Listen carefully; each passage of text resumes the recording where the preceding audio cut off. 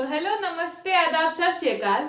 मैं हूं वंशिका सिंह, आपकी अकाउंट्स टीचर। वेलकम करती हूं आप सभी को हमारे चैनल विद्यार्थी प्रो लर्निंग प्लेटफॉर्म पर।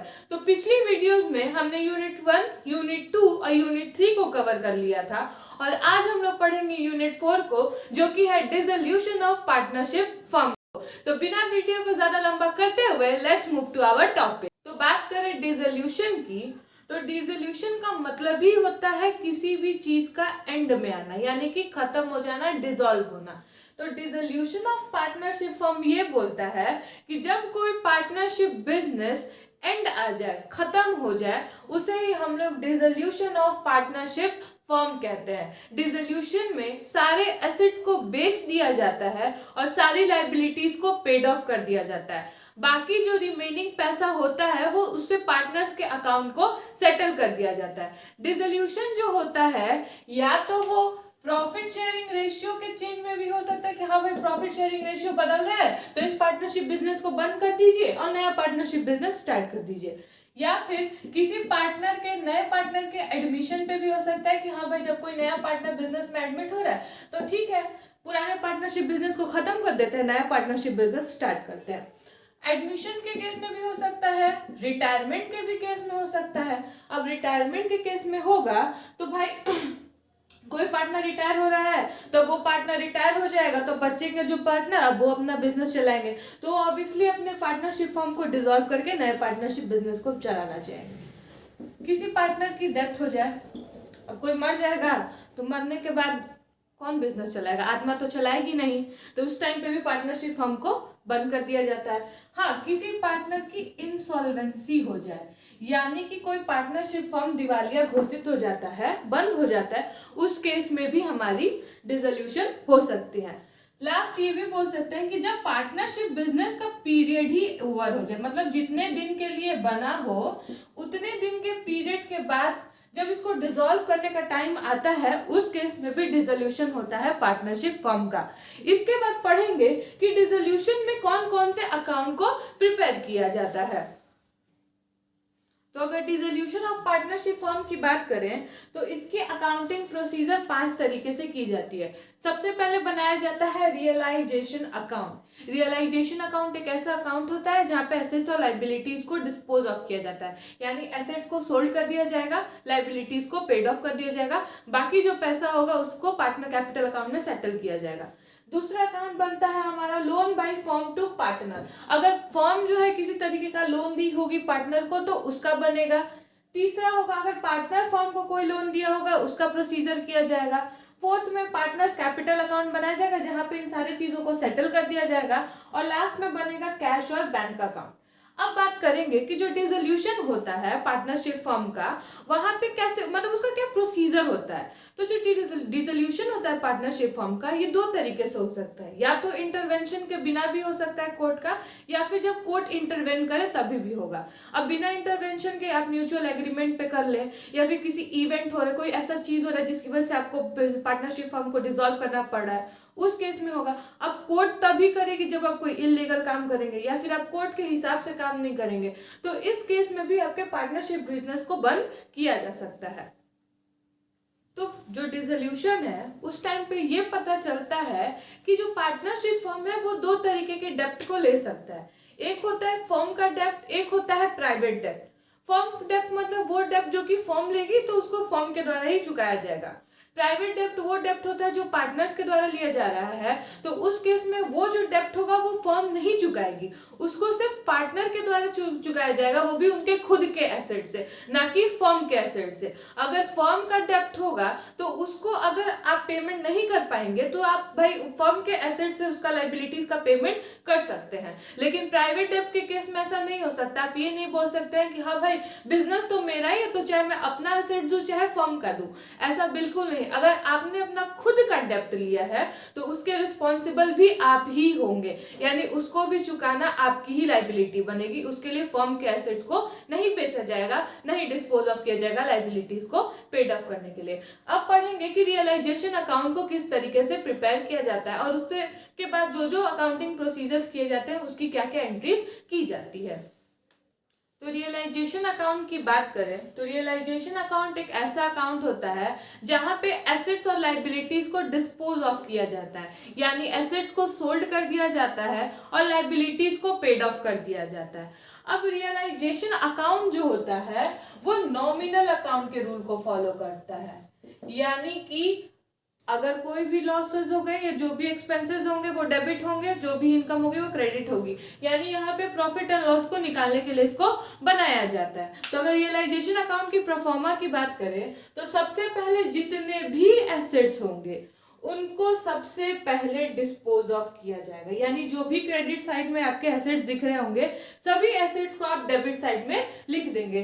क्या क्या चीजें उसमें एक्सक्लूडेड होंगी, तो अगर कैश या बैंक बैलेंस दिया होगा, किसी भी तरीके का फिक्टिशियस एसेट्स दिए होंगे उनको एक्सक्लूड करेंगे।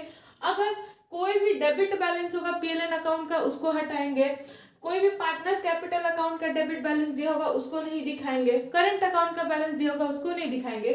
और अगर कोई भी लोन पार्टनर को दिया गया होगा उसको भी इसमें से एक्सक्लूड करके दिखाएंगे एसेट्स को जब दिखाएंगे। दूसरी बात कि लाइबिलिटीज जो डेबिट साइड में होंगी वो सारी की सारी लाइबिलिटीज आपकी क्रेडिट साइड में चली जाएंगी, यानी कि जितनी भी लाइबिलिटीज होंगी उनको आप क्रेडिट साइड में दिखाएंगे। क्या नहीं दिखाएंगे, तो कोई भी क्रेडिट बैलेंस होगा पीएलएन अकाउंट का उसको नहीं दिखाएंगे, रिजर्व नहीं दिखाएंगे, पार्टनर्स कैपिटल अकाउंट या करेंट अकाउंट होगा उसको नहीं दिखाएंगे, और अगर लोन फॉर्म ली होगी पार्टनर से तो उसको भी इसमें नहीं दिखाएंगे। जब ये सारी चीजें कर लेंगे तो एक एक करके सारी चीजों को पेड ऑफ करेंगे। तो सबसे पहले पेड ऑफ की जाती है लाइबिलिटीज को, सारी जितनी भी लाइबिलिटीज होंगी उसको पेड ऑफ कर देंगे। किसी भी तरीके का अनरिकॉर्डेड लाइबिलिटीज होगा उसका पेड ऑफ करेंगे और लिखेंगे बैंक और कैश अकाउंट, क्योंकि पेमेंट जो होगा या तो आप बैंक से ही कर सकते हैं नहीं तो कैश से ही कर सकते हैं। उसके बाद सेकेंडली अब एसेट्स का पेमेंट होगा, तो अगर कोई भी प्रोविजंस होंगे एसेट्स पे, जैसे पीवीडीडी प्रोविजन फॉर डाउटफुल डेप्ट हुआ या किसी भी तरीके का प्रोविजन हुआ डेप्रिसिएशन पे, उसको भी आप डिस्पोज ऑफ कर देंगे। उसके बाद जो भी रियलाइजेशन करने पे, सोल्ड ऑफ करने पे एसेट से जो भी पैसा है उसको क्रेडिट साइड दिखाएंगे। कोई अमाउंट रिसीव हुआ अनरिकॉर्डेड एसेट से उसको दिखाएंगे। अगर हाँ यहाँ पे अगर पार्टनर्स इधर साइड में पार्टनर्स कैपिटल अकाउंट दिखाएंगे, इसलिए दिखाएंगे कि अगर कोई भी लाइबिलिटी पार्टनर के द्वारा लिया जा रहा है या कोई भी एक्सपेंसेस पार्टनर पे करेगा तो ये फर्म के लिए रियलाइजेशन अकाउंट बनता है, पार्टनर के लिए नहीं बनता है। तो फर्म को ही इसका पेमेंट देना पड़ेगा पार्टनर को, इसीलिए फर्म के लिए खर्चा है तो इसको डेबिट साइड में दिखाएंगे। अब वो एक्सपेंसेस किसी भी तरीके का पे कर सकता है, रेम्यूनरेशन का भी ले सकता है, कमीशन का भी ले सकता है, अपनी सैलरी का भी ले सकता है, उसको हम लोग डेबिट साइड में दिखा देंगे। क्रेडिट साइड में अगर कोई भी पार्टनर एसेट्स ले रहा है तो उसको हम लोग क्रेडिट साइड में दिखाएंगे। इसके बाद अगर क्रेडिट साइड डेबिट साइड से ज्यादा होगा तो प्रॉफिट आएगा, जिसको पार्टनर्स कैपिटल, क्योंकि ये जो डिस्पोज ऑफ करके जो बचा हुआ पैसा है, पहले ही बताए थे कि एसेट्स और लाइबिलिटीज को पेड ऑफ करने के बाद, डिस्पोज ऑफ करने के बाद जो भी पैसा बचेगा उसको पार्टनर्स अकाउंट कैपिटल में सेटल किया जाएगा। तो पार्टनर्स कैपिटल में अगर क्रेडिट साइड डेबिट साइड से ज्यादा होगा तो प्रॉफिट आएगा। इस प्रॉफिट को हम लोग पार्टनर्स कैपिटल अकाउंट में रियलाइजेशन अकाउंट करके दिखा देंगे। क्रेडिट साइड में अगर डेबिट साइड क्रेडिट साइड से ज्यादा होगा तो ऑब्वियसली लॉस होगा, तो इसको हम लोग बाई पार्टनर्स कैपिटल अकाउंट करके दिखा देंगे। ये पूरा कंसेप्ट था आपका रियलाइजेशन अकाउंट का कि रियलाइजेशन अकाउंट क्या होता है, कैसे कैसे क्या क्या करते हैं। अब इसके बाद जो और 4 बच रहे हैं हमारे प्रोसीजर, इसके बारे में हम लोग डिस्कस करेंगे। अब बात कर लेंगे कुछ टर्म्स की, कुछ प्रोसीजर्स की, जिसकी क्या क्या एंट्री पास करते हैं। तो अगर दिया होगा कि फर्म जो है लोन दे रही है पार्टनर को, उस केस में जब डिस्पोज ऑफ किया जाएगा, डिसोल्यूशन होगा पार्टनरशिप फर्म का, तो कैश और बैंक अकाउंट को डेबिट किया जाएगा और जो लोन होगा पार्टनर के अकाउंट में क्रेडिट कर दिया जाएगा। दूसरा है कि अगर कोई भी लोन पार्टनर के द्वारा दिया जा रहा है फर्म को, उस केस में जस्ट इसका उल्टा हो जाएगा loan by partner account debit to cash और बैंक अकाउंट। चौथा है पार्टनर्स कैपिटल अकाउंट के लिए, तो ये 2 कंडीशन में हो सकता है कि जब पार्टनर अपना कैश लाए डेबिट बैलेंस का पेमेंट करने के लिए, या जब पार्टनर अपना कैश लाए क्रेडिट बैलेंस को पे करने के लिए। तो पहला है जब वो डेबिट बैलेंस के केस में कैश और बैंक को डेबिट करेंगे और पार्टनर्स कैपिटल अकाउंट को क्रेडिट करेंगे। सेकेंड केस में जब क्रेडिट बैलेंस होगा तो पार्टनर्स कैपिटल अकाउंट को डेबिट करेंगे और कैश और बैंक अकाउंट को क्रेडिट करेंगे। ये पूरा कंसेप्ट है। इसके बाद लास्ट एक बनता है कैश और बैंक अकाउंट, जिसमें जो भी रियलाइजेशन अकाउंट से प्रॉफिट या लॉस या एसेट्स और लाइबिलिटीज होगा उसको कैश और बैंक में दिखाएंगे। पार्टनर्स कैपिटल अकाउंट से किसी भी तरीके का रियलाइजेशन का पैसा होगा उसको कैश और बैंक अकाउंट में दिखाएंगे। पार्टनर्स कैपिटल का जो भी होगा वो सारा कैश और बैंक अकाउंट में दिखा के उसको क्लोज कर देंगे। तो ये पूरा कंसेप्ट था हमारा इसके बाद पढ़ेंगे कि गुडविल का क्या अकाउंटिंग ट्रीटमेंट किया जाएगा और वर्कमैन कंपनसेशन रिजर्व का क्या कंसेप्ट किया जाएगा। तो अब बात करेंगे ट्रीटमेंट फॉर गुडविल की। तो अगर पहले से ही गुडविल बुक्स में अपीयर होगा, उस केस में realisation account to goodwill account, यानी उस गुडविल को डिस्पोज ऑफ कर दिया जाएगा। तो सीधे वो गुडविल आपके रियलाइजेशन अकाउंट में चला जाएगा। तो एंट्री हो जाएगी realisation account debit to goodwill account. अगर ऐसा कुछ भी नहीं दिया होगा तो ये एंट्री को हम लोग पास करेंगे नहीं, इसलिए पहले मैंने लिख दिया this entry will not be pass. अगर कुछ ही अमाउंट गुडविल का रियलाइज होगा, उस केस में रियलाइजेशन अकाउंट क्रेडिट होगा और कैश और बैंक अकाउंट डेबिट होगा, क्योंकि पूरा गुडविल रियलाइज नहीं हो रहा। जब तक पूरा गुडविल रियलाइज नहीं होगा तब तक गुडविल अकाउंट यहाँ पे नहीं आता है। जब कुछ ही अमाउंट होगा उस केस में कैश और बैंक को डेबिट कर देंगे और रियलाइजेशन अकाउंट को क्रेडिट कर देंगे।